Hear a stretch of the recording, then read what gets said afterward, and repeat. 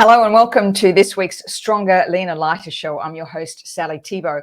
Today we're talking, what about me? Rediscovering who you are after 50. I've got some secrets to share with you today.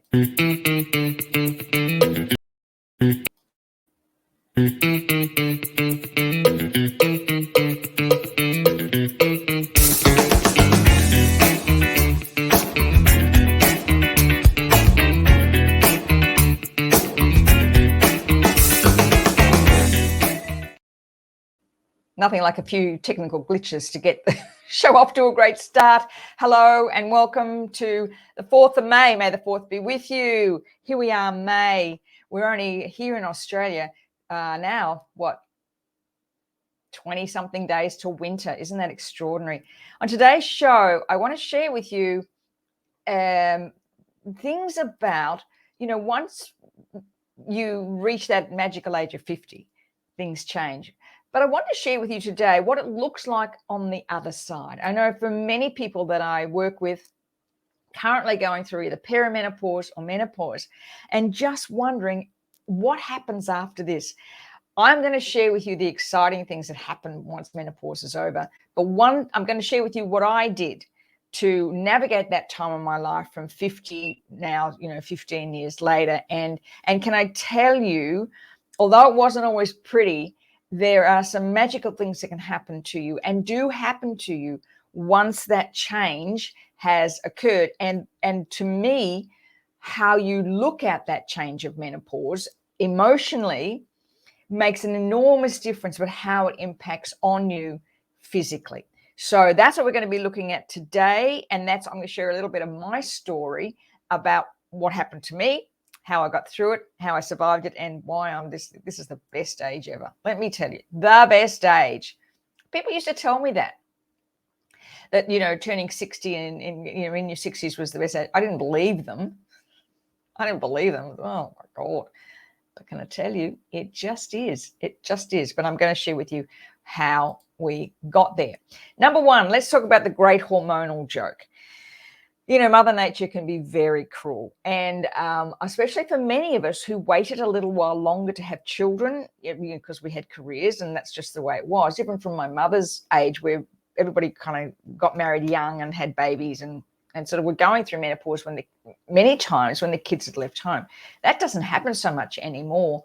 And for many of us going through particularly menopause, so those maybe late 40s, because perimenopause can last anywhere from 2 to 10 years. I don't quite know. It depends on each individual. So that time, often you're going through that perimenopause, and perimenopause was only recognized a few years ago as a real thing. But also we're raising teenagers at the same time. So you could be going through perimenopause into menopause while you've got teenagers at home and they're going through their hormonal issues. So that's the one thing to look at first of all, because it can be very, very emotional. I remember in our time, because at that stage, we had 4 kids living at home. We had a homestay student that stayed with us for many years. So we had 4 kids and me going through some massive hormonal changes, and there was lots of door slamming and screaming and tears and all that stuff. That was just me. I remember just collapsing in a heap one day in the laundry, crying and sobbing, and Jerry came and said, "What do you want?" I said, "Just do something." He said, "Tell me what you want." And I remember thinking at the time, I shouldn't have to tell you. Surely you can see how much laundry needs to be done. Surely you can see the kitchen floor needs to be swept. But anyway, those are things that happen to you. So the great hormonal joke, number one. So let me know if that's what you're going through right now. You're going through your changes, but you also have teenagers. And by the way, that teenage hormonal thing can actually last till they're 25 too, not necessarily just when they're teens. And I was speaking to a client yesterday and I said, it really helps that if you've got girls in particular, boys are a bit sort of quiet and grumpy and, give you one-word responses. But if you've got girls, is to look at where you have it like almost a calendar. You don't necessarily have to put up on the wall. The teenage girls probably have a heart attack if you did, but in your diary, when everybody's going through the week before your period. So you know that you can actually start to map out. I remember Kate Northrop, Dr. Christiane Northrop's daughter, has written a wonderful book about how to work around your period and the hormonal changes you go through each month. But it really helps to understand, if you've got daughters, that the two or three of you are going through this at the same time. It'll help give your husbands heads up too. So for me, while I was going through that perimenopause, I had really had a breeze when it came to, I didn't get my period till quite late. I think I was 16 and a half, and maybe 17 and a half when I got my period. So and it came, and I didn't have a few, cramping and all that stuff, but nothing really dramatic. But perimenopause, holy cow, it just, bam, it really hit me. And I was going through really, really, really terrible periods. My emotions were all over the place. I ended up with glandular fever and then later adrenal fatigue. And when I look back now, it was all because I just pretended everything was okay. So I continued trying to do things that, my body was changing. And I was still working, and I had kids at home, and I wanted to keep up with all the exercise and all that stuff. And at the time, my body was going through some massive changes. So one of the things that find good support when you start to feel this, you're thinking, I'm a bit out of control at the moment. Like, this isn't working. Perhaps your periods are really bad. Perhaps they're really painful. They can often change, or they're not regular.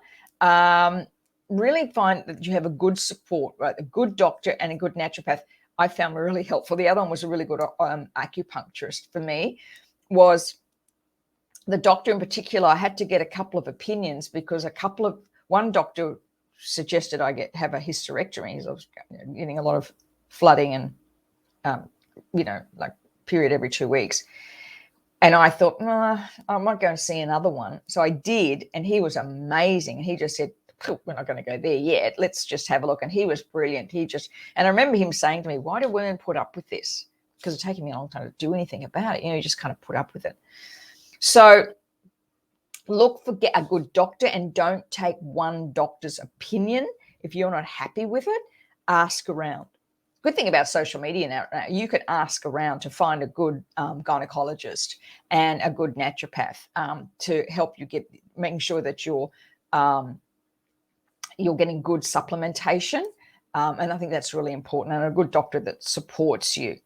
The next thing is to do a serious food audit. There is no doubt about it that when you're going through menopause in particular, the inflammatory foods that you eat will impact particularly on many of the symptoms of menopause, the tiredness, some hot flushes. It can impact on some hot flushes. So do a serious food audit. Okay, what are the foods that I find are really causing me, and you will know as we change, as we go through everything we've done in the past. Often we have to change. So you may not have been impacted by, say, dairy in the past, but now you might be. You might have not have been impacted by gluten in the past, but now you might be. So do a serious food audit. Okay, when I eat a particular food, how does it make me feel? For me, it was sugar in particular. That was the thing that really impacted on my emotions and my energy. And the problem was, when I was low in energy, I'd reach for sugar to try and get that big boost, And so at one stage, I would drop the kids off at school, and I would drive to the store and fill the car up with petrol, and then I'd buy a packet of, Jubes or lollies, something that would give me the quick sugar fix. And of course, that only made it worse. So a serious food, and also going through menopause, you may need to increase your protein levels, because as the estrogen starts to drop, we start to lose our muscle mass. So you need to be looking at ways to rebuild that. So looking at protein, making sure you're having good quality carbohydrates and not simple carbohydrates. So, making sure you're eating foods, great leafy greens, that you're adding things like, I find for me, every now and then I'll need a pasta. really listening to your body. I love a really good quality sourdough bread that's made properly, not ones you buy from the supermarket, the proper ones. So looking at, where is my food supporting me? To do a serious food audit. And as you know, in the Stronger, Leaner, Lighter program, we talk all the time about conscious eating. So do, become an intuitive eater. Really listen to your body. As I said before, when you're going through menopause, what worked for you when you were 30 or even 40 is probably not going to work for you now. So you have to go back and look at this and say, what foods are actually supporting me? Can I say that will make a real difference if you look at things like the inflammatory foods, but also intermittent fasting. Intermittent fasting for me was a game changer. Truly, truly was. Learning how to do that properly, making sure I was increasing my protein, looking at good quality carbohydrates and good quality fats such as avocado, olive oils, fatty fish, just salmon. Those types of things are really important as you go through menopause. Number 4, stop exercising like you're 30. And, I see this a lot on social media where I see some of these 30-something influencers telling women how to exercise, jumping on boxes and doing kettlebells. It really bothers me because as we age, everything changes and you need to be doing exercises that are increasing your strength, form, flexibility, and posture. The 4 most important things. Strength is really important, especially our upper body strength. Again, as our estrogen levels drop, we begin to lose muscle mass. So you need to be increasing that, as I said, especially your upper body, really important. Help protect your lower back, number 1. So you need strong abs, strong abdominal muscles, and making sure that you're doing them correctly. If you've been watching me on Instagram, you took part in our 5-day challenge, you'll know how important that is that your core is so incredibly important. So looking at strength, think in terms of strength all the time. If you're fortunate enough and you want to do heavy lifting, that's fine. But if you're not, exercises at home are incredibly important. Remember, the exercise you do is far better than the exercise that you don't do. So continually looking at how am I building my posture and my form and my flexibility. And I did a reel this week on the best way to exercise when you're 50 is to slow down and just make sure you're doing that exercise really correctly. Number 5, ask yourself the serious questions. Menopause is a time for turning inwards. And I know a gal that I know is actually goes into organizations now and actually advises them on hiring menopausal women, because there's things going on for us that we, the hot flushes and the overwhelm and the brain fog and all that, they're only temporary. They're not permanent. And so when you get to this age, it's about asking yourself the serious questions and turning inward, implementing things like meditation, tapping, things like that help you understand who you are. But I want to get to these serious questions. This hit me, this question, one night when I was having a really bad day, and my eating was out of control. I was still trying to walk, and I remember this day I had no energy left. And I was going to walk up a hill that was near me, and it was a reasonable hill, not particularly steep. And I was at the bottom. I just started to cry. I thought, I just can't get up there. I'm too tired. So then I got home. I was asking myself the serious question, how long actually do I want to live? I was about 54, 55 at that time. And like, how long do I want to live? I mean, in my mind, I want to live to 100. So that meant at 55, I said 45 years to go. So if what I was doing wasn't working, what did I want to do? What did I need to do? What was it about where I was now that wasn't right and wasn't supporting me? And so then I was asked myself the question, so what do I see myself doing in those 45 years? I mean, the first 55 were all about finding myself, that and traveling and doing all that stuff when you're in your late teens, early 20s, and the next part of life was marriage and children and babies, and then the next part was raising teenagers, and then suddenly I'm in this situation. I had all my 3 kids leave home within a couple of years of each other, and I remember this day thinking to myself, like, my daughter had graduated. She'd already had her license, but she graduated, and suddenly I thought, wow, my whole social circle, the weekends had always been about sport or dance or driving kids from one place to the other, that slamming of the door at 3:30 when they'd come home, and, it was a massive homework and getting them to the next activity and dinner on the table. And all of a sudden all that stopped. And it was like, well, who do I become now? Who do I become now? Who do I become when I'm not caring, focusing on children and going everywhere? It was this massive, it seemed to happen overnight. It didn't happen over a period of time, but it seemed to happen overnight. All of a sudden I had Saturdays free. All of a sudden I wasn't at a netball game or a soccer game or a dance concert, or, I didn't have Stedfords any longer. We didn't have dance concerts. We didn't have, that our time wasn't revolving around school holidays. I remember the time that somebody told me that kids went, well, I thought, gee, it's quiet in the roads. And somebody said, it's the school holidays. I went, I had no idea. But all that, for a long period of time, 9 years, that had been my life, wrapped around my children. So what do I see myself doing for this next stage? Jane Fonda refers to it as the third act, because all of a sudden I'm still a mother, I'm still a wife, but it wasn't that intense hands-on. It was very different. It was who do I become to be that mother still without the hands-on parenting? And one of the things that I realized was I needed to find who I was. I needed to find my relevance, because what I didn't want to end up doing is being one of those mothers who was reliant on their children to be their social life.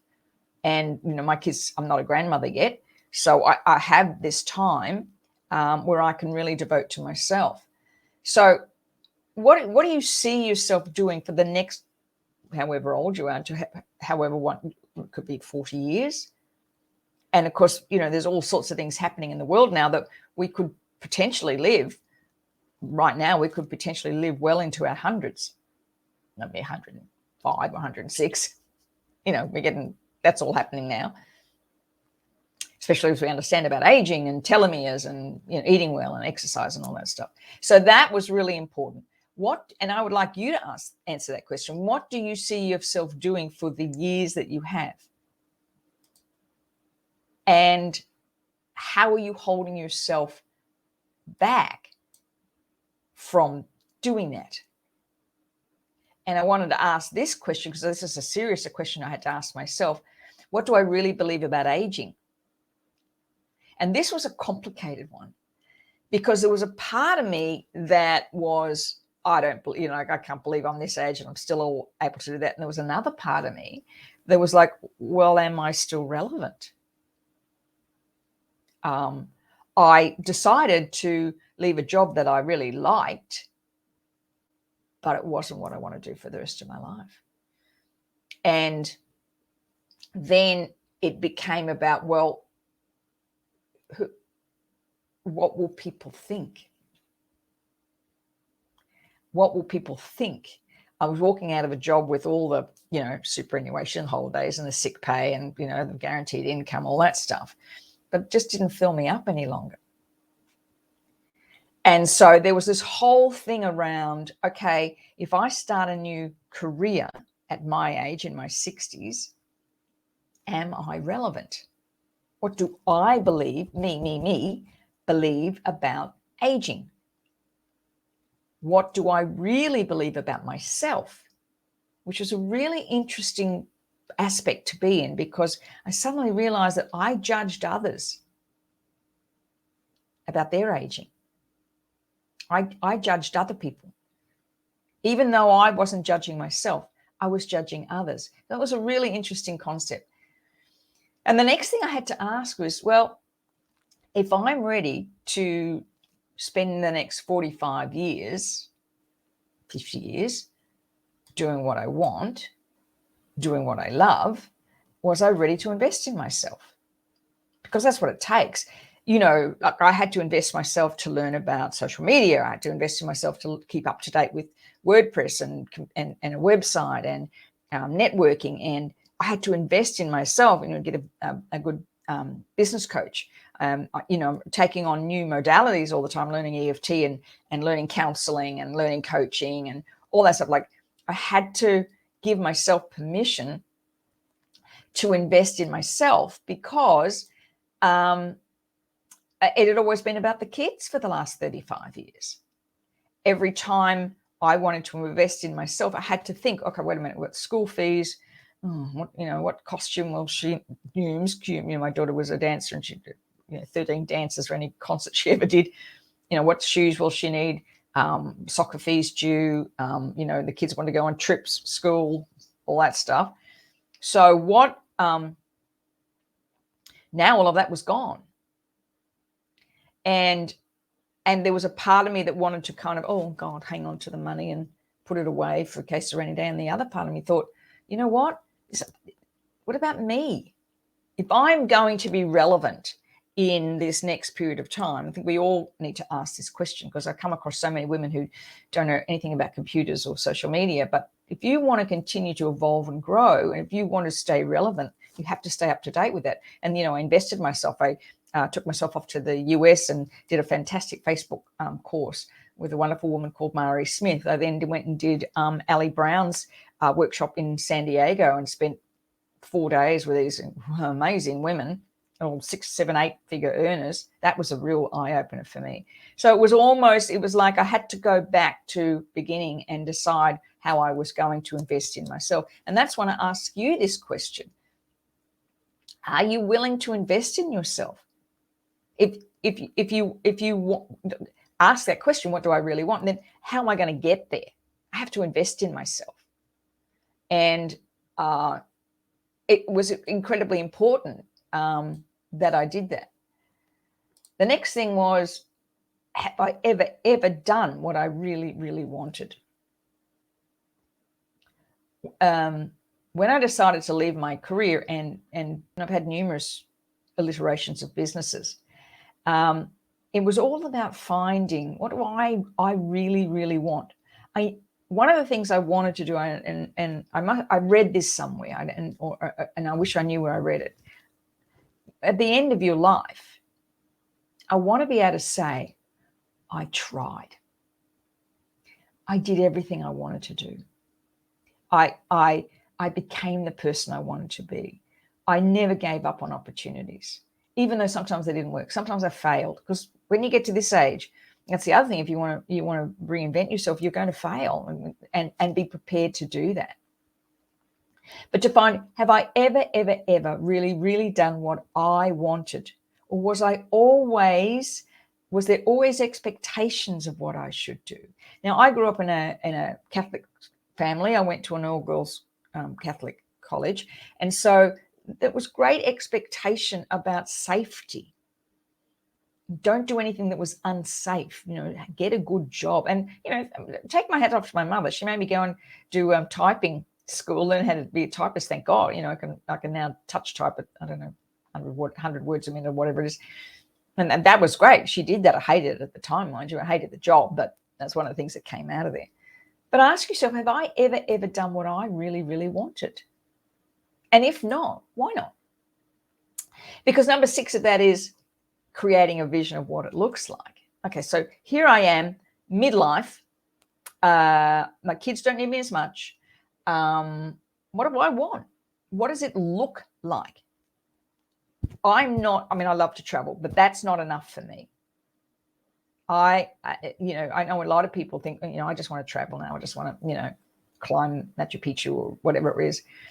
That's not enough for me. I need to be achieving. I'm an achiever type. So for me, it was creating a vision about what this business looked like, and me in it for the next 45 years. Number 7, we're running out of time. I don't want to get to this. Stop giving a rat's patootie. when I was telling her, what do I really think about aging, what sat in the back of my mind was, what people would think of me jumping up and down and doing reels on Instagram and all that stuff. Have to stop giving a rat's patootie, because the wonderful thing about moving to this age is you don't. Can I say? I don't care what people think. What I care about is that I'm doing what I love. That's what I care about. And if my kids think I'm embarrassing because I'm doing Instagram reels, so what? Don't watch them. If I'm talking about what I believe about politics, you don't like it, so what? Switch off. I don't give a rat's patootie. That's a wonderful thing about this age, because it's moved to the point where if you're not going to speak up now, when are you going to do that? Which brings me to the next point: create solid boundaries about what you will and won't accept. And this particularly comes with your adult children. Because, and I know I did it to my mother too, and I had to do a lot of forgiveness work around this just recently, and roll my eyes when mother said something, or, mum's doing this. But the way your adult children learn to treat you is the way that you learn to treat yourself. And they get this kind of thing, our adult children, where you will raise them to be confident and thoughtful and, intelligent. And so they will have opinions that might be different from you, but they don't have a right to tell you your opinion's wrong. And I've seen this happen a lot, especially over the last 2 years, where adult children are telling their parents what to do or what to think. And if their parents don't agree with them, they seem to think it's okay to challenge their parents. I don't mind that, but how you do it. And so creating solid boundaries around what you will and will not accept is exceptionally important at this age. And again, it goes back to not giving a rat's patootie. I won't be spoken to like that. You can stop that right now. Simple as that. And no if and but. You're in the workplace. You might be working with young people that don't treat you very well. You pull them up on it. You have not earned the right to speak to me like that. So you need to say, not if and but, and no, nothing after that. You have earned the right to speak your truth. You have earned the right to have an opinion. And I've heard of many women who get to this age, and of course, you've got a young millennial come in over the top of you with degrees that will tell you that what you think or say isn't correct. Well, sorry, you haven't earned the right to do that, my friend. And be okay with that. Be okay with that. Do some tapping around it, of course. And then, of course, the last one is, if not now, when? I think if anything of the last 2 years has taught us is don't wait.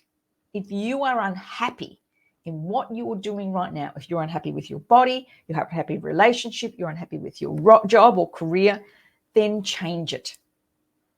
Change. You've got the wisdom, you've got the intelligence, you've got the foresight to do that. If not now, when are you going to do it? What are you waiting for? There is no waiting. Right now, your biggest thing that you have actually is time and wisdom. You have time to figure things out because you're not running kids all over the place. You have time to stop and think because you don't have to be out looking good and doing all the things. Give yourself time. If not now, when? All right, a couple of things I do want to move to before we finish. We've got 2 minutes to go. One of the things that I think was really important for me was when I look at these photos and I looked older than I felt, right? I'm a sun girl, sun worshipper, grew up all my life in the sun. Yeah. And I thought at 20, it didn't matter. And then at 60, it did. So I decided, when I mentioned before, to invest in myself. And one of the things was to look after my skin. Everything up until that point, I had facials occasionally and did all that stuff. But everything up to that point had been about the kids. I get the cheapest facial, right?